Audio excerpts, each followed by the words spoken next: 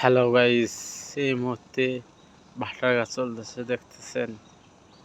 আর দেখো এই মুহূর্তে ভাটার কাজ চলতেছে। ইট বানাচ্ছে, কাঁচা ইট বানাচ্ছে, নতুন ইট তৈরি হইতেছে দেখতে পাচ্ছেন।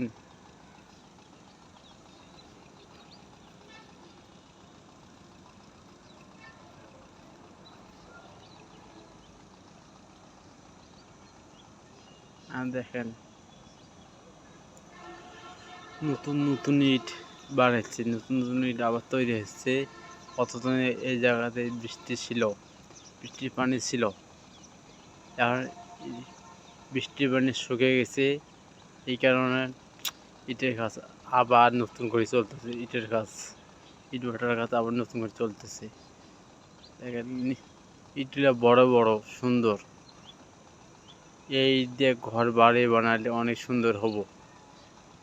দেখতে পাচ্ছেন সেই সুন্দর ইট। দেখেন একটা আমি জুম করে দেখাচ্ছি আপনাদের, আপনারা দেখেন।